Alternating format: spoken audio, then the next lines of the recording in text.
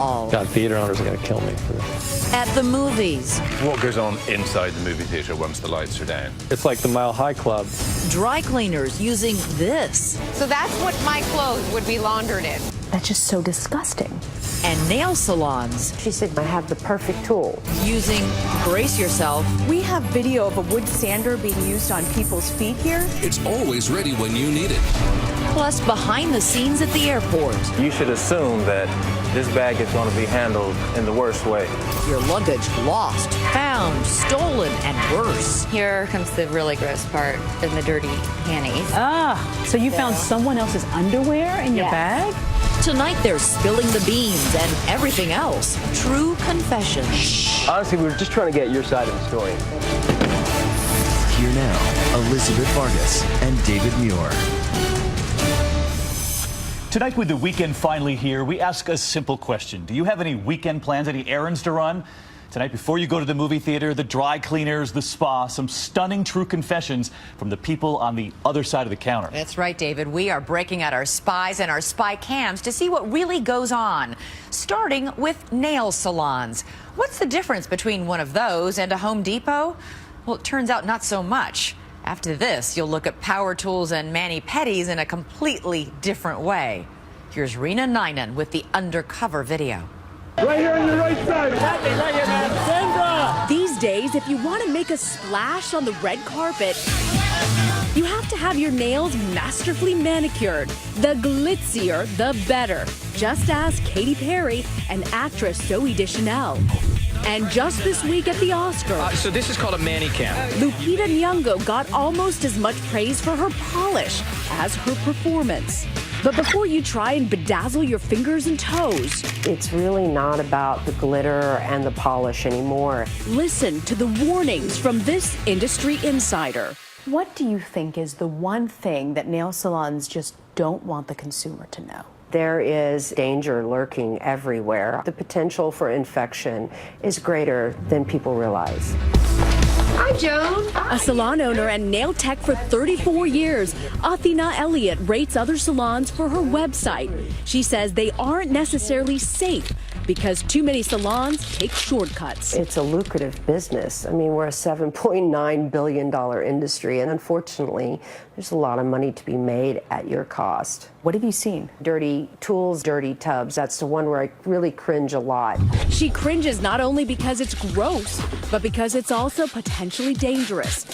Possibly living inside those whirlpool tubs, fungus, E. coli, and other bacteria that can cause cuticle infections, finger herpes, staph, MRSA, and more. So what do you look for when you... Jennifer Schnipper of Palm Beach, Florida, where sunshine meets sandals, says this salon is clean. But at a different one, she had a frightening experience. One day, she developed a little blemish on the middle of her shin.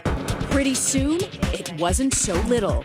I was in extreme pain, couldn't walk, it was hot to the touch, it was red, it was bumpy. So she went to the doctor. The first question she said to me was, how often do you get pedicures? She knew right away. She knew right away. And she said, I guarantee you this is a mycobacterium infection that you get from pedicure spa baths. The bacteria had spread into her muscle. The only way to get rid of it was to literally cut it out of her leg with emergency surgery. I mean, it's like a crater in the middle of your shin. Yeah. Jennifer sued the nail salon and received a $375,000 settlement. What would you like to say to the owners of that salon? It's their responsibility to keep us safe. And they took shortcuts at my expense. You paid with your leg, literally. Yeah. But to find out the dirty truth for ourselves, 2020 used hidden cameras in glasses, purses, even a water bottle. Okay, we're gonna go in right now with a hidden camera. And went undercover at nail salons in New York and Houston to document any germ-spreading stunts. Like this. Check out this woman as she takes a cotton ball with nail polish remover, uses it on her own nails, and then the same one right on us. That's how we can impart bacteria on people. Watch as she grabs this old nail buffer. What looks like white chalk is probably someone else's dead skin. Without hesitating, she uses it on us. A major no-no. Those devices are one-time use only, according to state regulations. But is it really so bad that everything must be cleaned and disinfected? We swabbed and swabbed and swabbed all over the salon and sent it to the lab. In one foot bath, they found 28 million bacteria from feces. And on a pedicure towel, staph. Staphylococcus aureus. If you have a break in the skin, that is one way the staph can get into there by using that towel. But worst of all, we found salons using illegal instruments. Is that a nail tech or a ninja? Look at the way she's slicing and dicing those calluses with a razor, called a Credo blade, but it's banned in at least 45 states. That type of thing is really meant for a doctor to use, not for a nail technician to use. That semi-surgical tool can cause bleeding, yet we found it readily available in nail salons. That's nothing compared to what Athena has seen and experienced. She too goes undercover. Probably gonna go have unprotected nail sex. Complete with a wig and a special something extra. These are spy glasses. Here she is getting a pedicure when the employee busts out a home improvement tool to, well, improve the condition of her feet. She said, I have the perfect tool. That perfect tool, a Dremel. The most compact, versatile, and empowering cordless tool system ever. A rotary device meant to drill and sand wood. Sand, drill, and so much more. But definitely not someone's foot. She pulled it out and said, don't worry, don't worry. You know, I can do this for you, and really basically freestyled on my feet. What did you think when they pulled out that sander? I was a little bit scared, actually. Then I started to think, wait a minute, that's the same pad that was used on the person before me and probably 20 people before me. Ugh, that's just so disgusting. Was that it? A one-time occurrence? Nope. When we visited that very salon a week later, we saw the staff going Tim Allen with that Dremel tool. It's always ready when you need it. We went inside for answers. I'm Rita Nine with ABC's 2020. We have video of a wood sander being used on people's feet here. Why would they use that here? It's a violation of state regulations. The owner wasn't at the salon. His employee, Kim, denied ever using the tool. No, because I don't use it myself. You're not even changing the disc, so whatever germs are on someone else's feet go on to the next person's potentially. When we point out that the woman who was using the Dremel is right next to her, it looks exactly like the woman there. Kim changes her tone, saying customers like it. They want to sand for that off of their skin. But you know this isn't an approved device. It's used for sanding wood, and you're putting it on people's feet. If you tell if I can use that, I stop that. You don't want to use it anymore? No more. While she says she did no wrong, Kim promises to stop using it. So how do state regulators deal with salon violations? We followed along with Joanna Yodi, an inspector with the Arizona State Board of Cosmetology. Just here to do a routine inspection today. Some, like this one, clean. Okay, they look good. Others, not so much. This one's been used over and over again. It would have to be discarded. I'm seeing a lot of grime in here. And the pedicure tub at this salon, downright nasty. If the client came in contact with this, germs could be transferred if they have open pores that cut in the skin. That salon had multiple violations, but the inspector doesn't have the authority to shut them down. This salon owner, who says he has since cleaned up his act, will probably get a $250 fine. So many salons, they just get slapped on the wrist by our state. They get fined, and then, you know, they just start up again.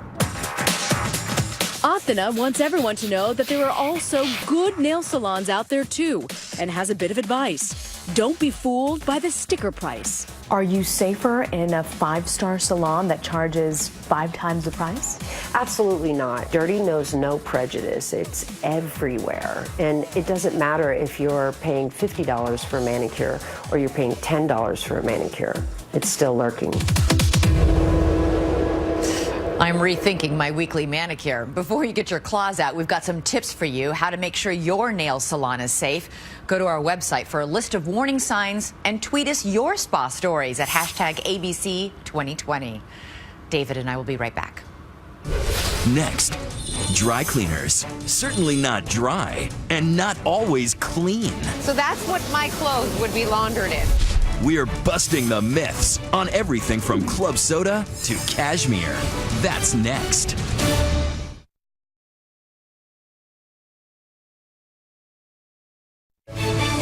Once again, True Confessions. Here now, Rebecca Jarvis. You hand the dry cleaners your most precious, your most irreplaceable garments. And what do you get back? You shrunk it. Not always what you thought. Annoyance at the dry cleaner is so common. Crazy! You're a fool. I can't cope with this. It shows up in TV and movies all the time. I don't see my Yankee jersey. It must be gone then. I'm sorry. What? Dry cleaners sometimes don't have the best reputation. That's Jerry Posniak runs Jeeves, sort of the Rolls-Royce of New York City dry cleaning. But tonight, he's letting us in on the dirty little secrets of the industry. Makes you angry. It does make me angry. Secret number 1. Scummy solvent. Let's face it, dry cleaning is a mystery for most of us. The key to the whole process, says Posniak, is this: the solvent. It's supposed to look like this, clear as a mountain stream. But the stream can turn to a swamp, according to Posniak. It's kind of like if you were taking a bath and you have bath water and 5 other people took a bath before you, then you got into that water. Would you feel clean when you came out? Posniak says some dry cleaners cut corners and increase profits by neglecting to filter the solvent enough. Eventually, this gunk is left behind. So that's what my clothes would be laundered in, with dirty solvent. Dirty solvent. This is the bottom residue of dirty solvent. The industry insists this residue won't touch your clothes. But even so, if your dry cleaner isn't taking care of his solvent, your white dinner jacket could end up one of the 50 shades of gray. Secret number 2. No work for the jerk. Posniak says most customers are great, but if you act like a jerk complaining about how something came out, he's heard of places that will only pretend to re-clean the clothes. At bad dry cleaners, yes, I've seen it. These problems do exist. And secret number 3, your stains tell all. Some dry cleaners are keeping tabs on you and the embarrassing stains you bring in. Lipstick on a collar or whatever on a dress. No one knows more than the dry cleaner. It's cringeworthy. On TV. Yeah, I had nothing to do with that. Sure, Larry, whatever you say. Or in real life.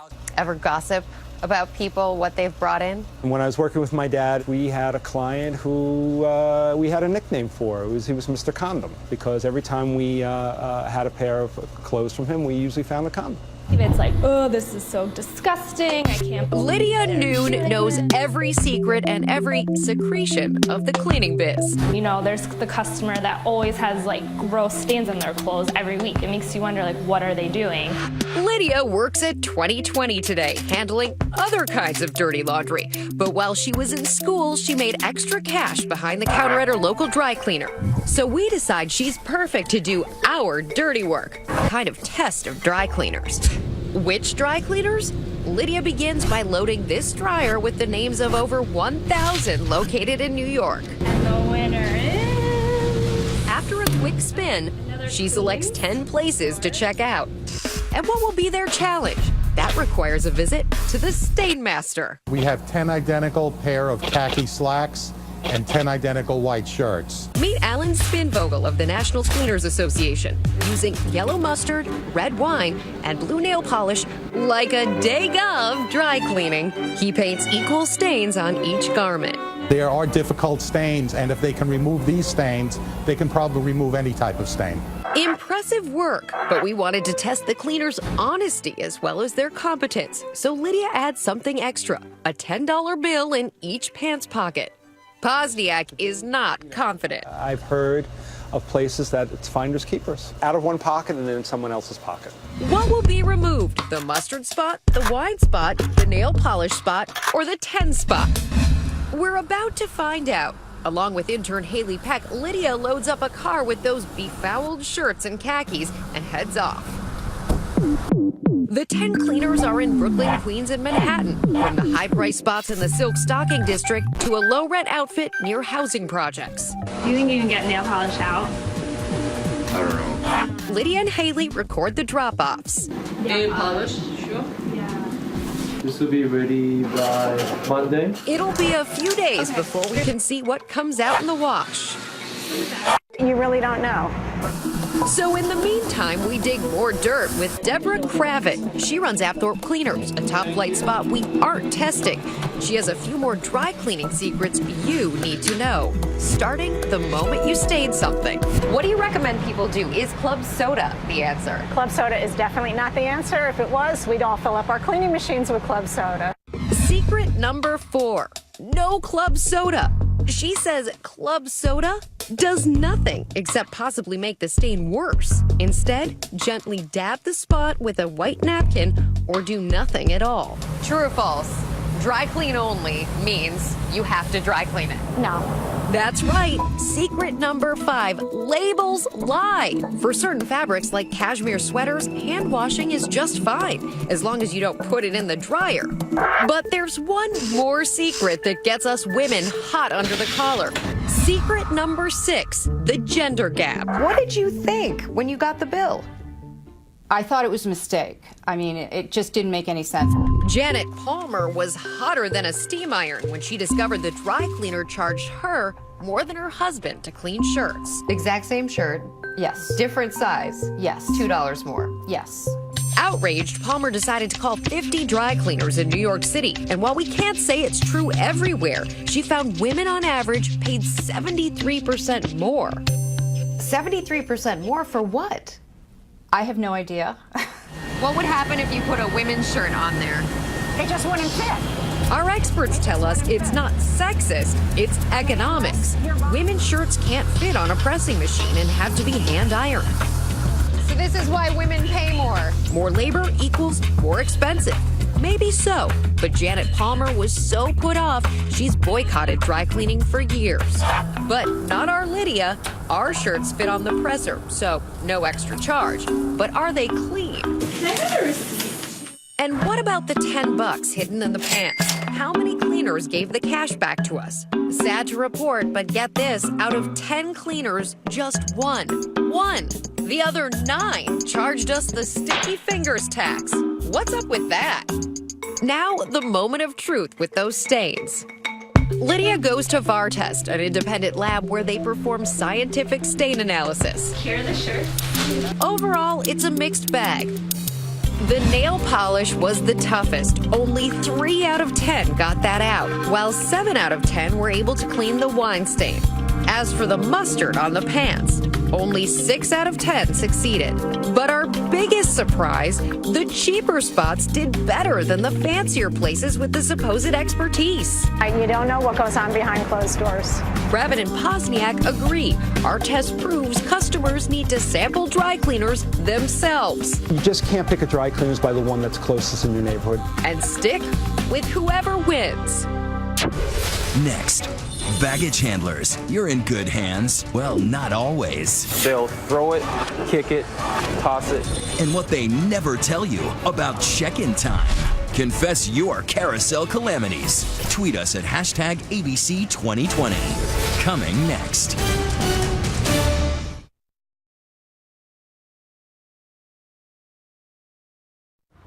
At the airport, as soon as you check in your bags, somebody else might be checking them out. The baggage handlers. Just today, 5 of them were arrested at JFK Airport in New York for using mail bags as grab bags, stealing from them. So what else goes on when that baggage carousel starts moving? Here's Deborah Roberts.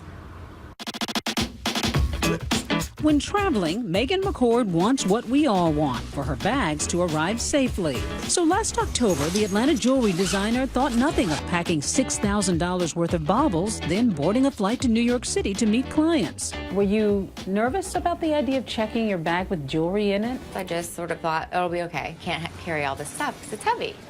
At the baggage carousel, anxiety. Waiting, and then this bag never showed.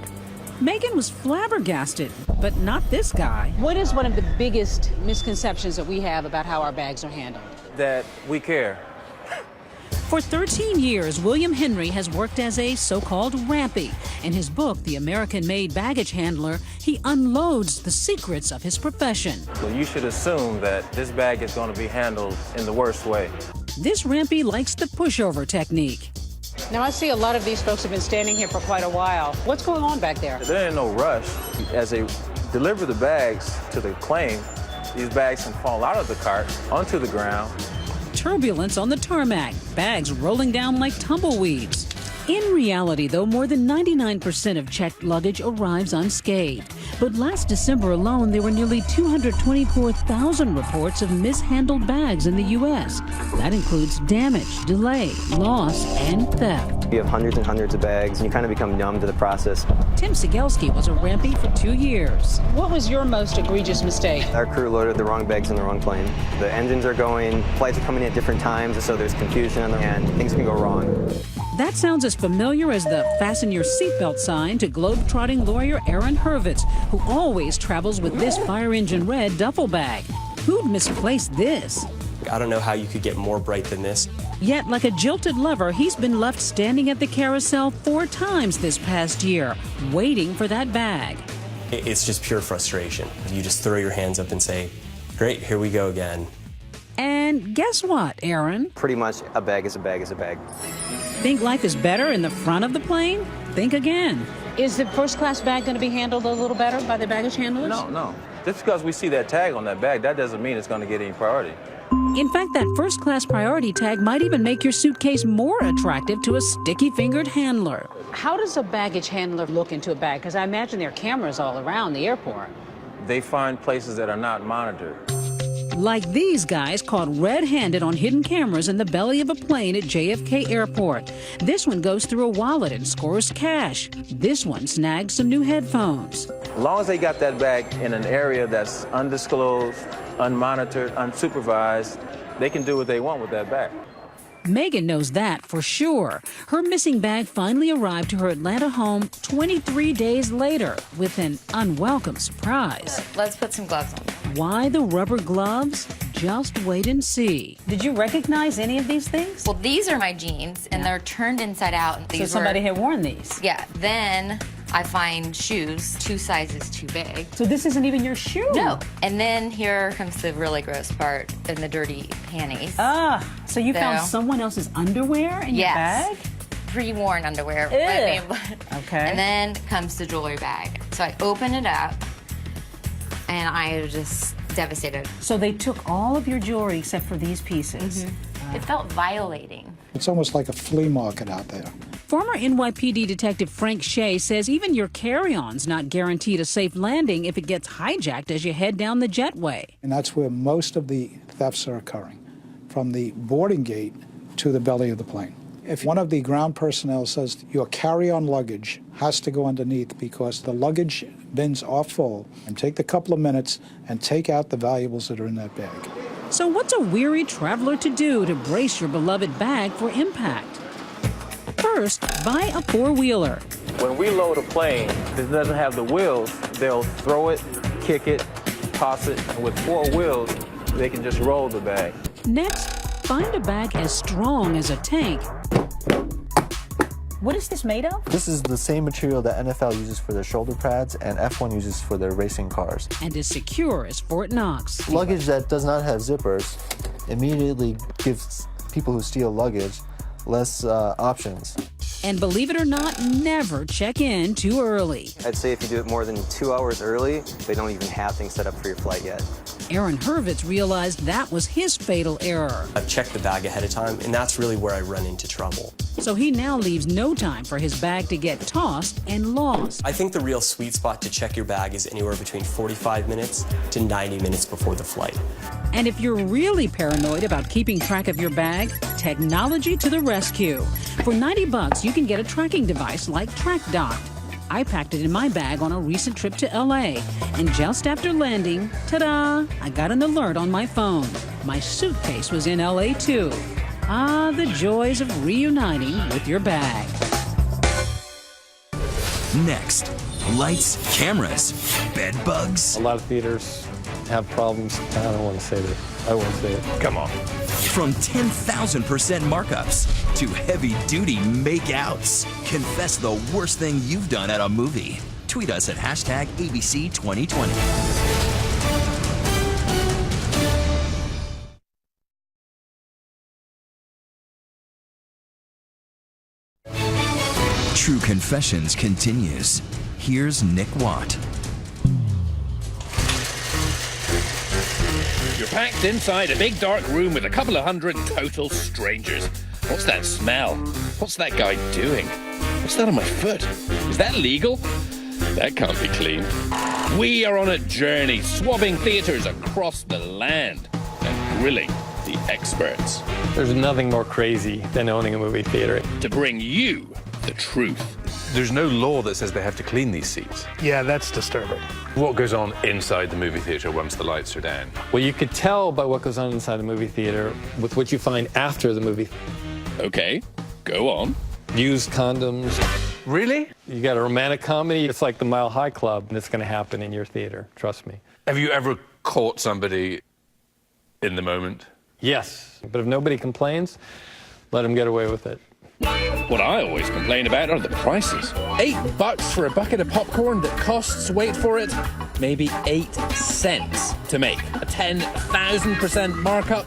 Seriously? Give me money, give me cash. Daylight robbery? Well, not exactly. I make money by selling concessions. Because, and here's a little known fact, up to 70% of your ticket price goes to the studio and distributor, leaving the theatre owner with pocket change. Some theatres get paid to play those endless trailers you must endure before the main event. This spring is March. Where the money at? But they all need to sell a lot of concessions just to stay afloat. And wait until you hear this. You got to do little tricks to get them to buy concessions. Okay, like? Well, in my theater, I've got an exhaust pipe that runs from the popcorn machine into the actual auditorium. They're going to have to come out and buy some popcorn. You used to pipe the smell of popcorn into the auditorium. Oh, no, we still do pipe the smell of popcorn into the auditorium. Absolutely. Sure, it smells good, but you don't have to eat everything in front of you. So says the fat guy. And if we didn't all fall prey at the concession stand, our ticket price would skyrocket. It's a nacho cheesy, hot diggity doggy trade-off. And there is another problem with all that food. I don't like to eat messy food in the dark, right? I mean, you spill something and then, oh God, you touch something and it's just suddenly you're wearing it, right? I don't want to be that guy. Problem is, I am that guy. You're probably that guy. And so?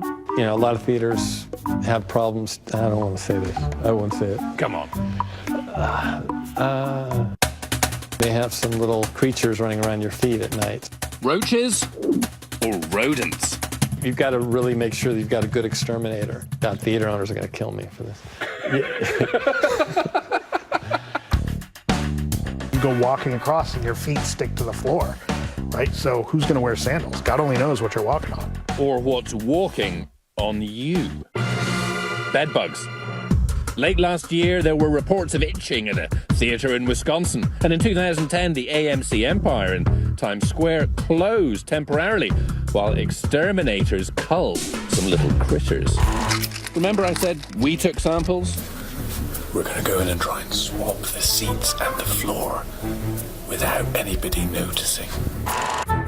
We did this in a bunch of theaters in New York and Los Angeles, and we came back to Dr. Philip Tierno to analyze our results. The seat and other areas of the theater are contaminated with the public that sat before you. On theater seats, armrests, and even 3D glasses sealed in plastic, we found traces of all kinds of live organisms with big, scary names. Microscopic bugs that can cause things like food poisoning, boils, and sinusitis. In a Manhattan cinema, we detected bacteria usually found in cattle and soil. Don't ask me. On seats in both LA and New York, we found bacteria common in human feces. More understandable, just as gross. Are there government laws as to how often you have to clean these chairs? No, unfortunately. There should be. Some theaters don't. I've been in theaters that they don't clean up. Okay, Doc, so help us out. How do we not get that stuff in our mouths? If you're going to hit the armrest, keep your hand in the air so that you can go to the dirty hand, this one that can touch anything, including the outside of the popcorn box, and then you eat your popcorn with your good hand. Always have a good hand and a bad hand. Micrococcus luteus on the armrest? You know what? That's almost forgivable. This is not. People who are texting while you're trying to watch the movie. You might as well bring a flashlight and shine it over your shoulder at the people behind you. The Alamo Drafthouse chain, which has a zero-tolerance cell phone policy, recently banned Madonna from all their theaters for allegedly texting during 12 Years a Slave. Until Madonna apologizes, she is not welcome at the Alamo Drafthouse. Yeah, I was wondering if you guys... Listen to this voicemail left by another patron kicked out for a similar crime. I didn't know that I wasn't supposed to text in your little crappy-ass theater. It seems like she maybe had a little bit too much to drink and gave us a piece of her mind. And it was very charming in its own way. You know what? The chain used this as a public service announcement before R-rated movies. Okay, so excuse me for using my phone in USA, United States of America.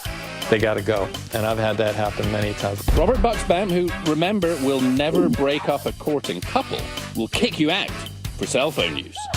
You've got a stricter policy on cell phone use than you have on having sex in the theater. Absolutely. You know, if you're not bothering another customer, you get away with as much as you want in a movie theater. And that's why, when all's said and done, going to the movies is the most fun you can have with your clothes on. Or off, perhaps, if you're those kind of people. Tougher rules on your cell phones than on your clothes. Let us know what you think. We're on Twitter right now. Use the hashtag ABC2020. When we come back here tonight, who hasn't had a moving nightmare? 2020, chasing down the movers, getting answers. You've got to see this. Next, we're on the move with movers. From delivery delays Could be days, could be gone. to those way off weight estimates. I've actually seen moves come in close to 10 grand more than what they were estimated. Getting to the bottom of Handle with Care. They've been slamming doors on us all day. When we return.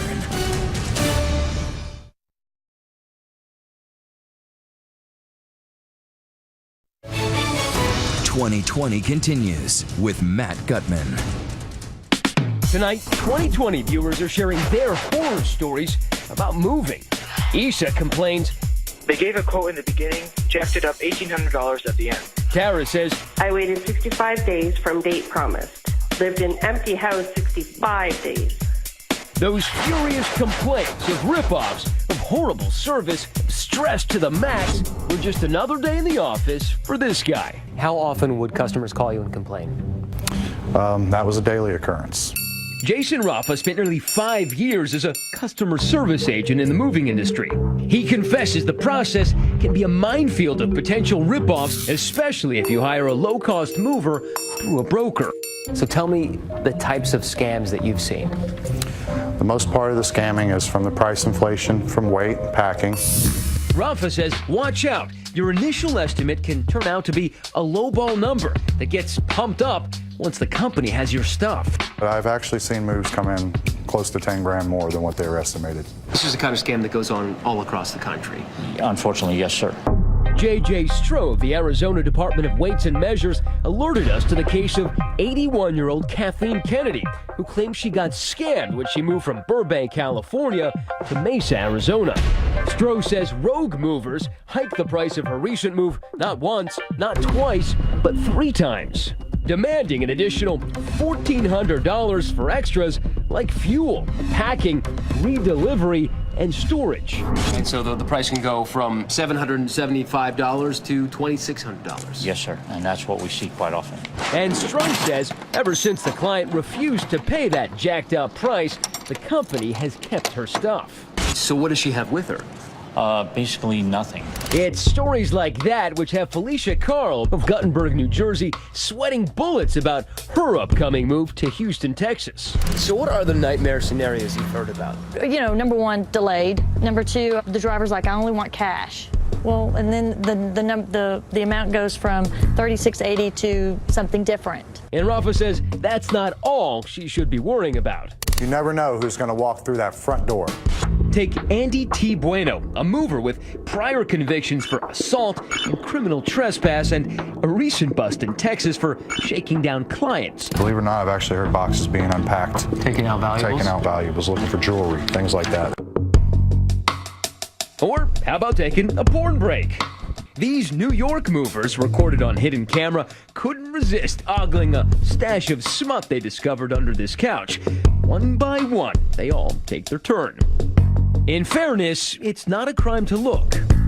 What's the worst thing you've ever heard movers do? The worst thing has to do with the $10,000 Persian rug. And the mover got upset and did his thing on her rug, number 2 on her rug. And, Number 2? Number 2. Do you know anything about the person who's driving your stuff to Texas? I got his phone number, that's all I know. 2020 agreed to pay for Felicia's move. She heads off to Texas. A day later, she suddenly gets a call. Her mover says he's 5 days ahead of schedule. She scrambles and puts the pedal to the metal, driving from Tennessee to Texas more than 1,000 miles in less than 13 hours. Don't try this at home. The next morning, Amazingly, I should be receiving my furniture and stuff today. Very exciting. that's when Felicia's luck runs out. What kind of big problems? The well? What exploded? Felicia's driver tells her his truck is broken down in Louisiana. Is this gonna cost me anything else? Not good. Her first fear has come true. Delay. There goes my peace of mind. Felicia just doesn't need the aggravation. She's starting a new job in just 2 days and needs her stuff to arrive. Could be anywhere, could be days, could be gone. After 4 days sitting in Louisiana, the truck is on the move again. And the driver demands that Felicia be in Houston the following morning to meet him. But just before he's scheduled to arrive, there's another delay. So basically what happened is it just died again? Or did you have another explosion? The driver's truck has broken down again, and Felicia Carl is furious. I've taken off this morning so I could get my furniture and it's not here. It's just very frustrating. Finally, 5 days and 10 hours after Felicia was first told to meet the truck, he's on the move. My stuff's on the move. The moving van pulls into Felicia's driveway. Despite all her worries, her mover does not hit her up for more money. So what do you need from me? Sure. Mover may show up, everything's perfect, and the cost that was estimated, but there's still sat inconvenience. Those delays were a huge inconvenience, but on balance, Felicia may have been one of the lucky ones.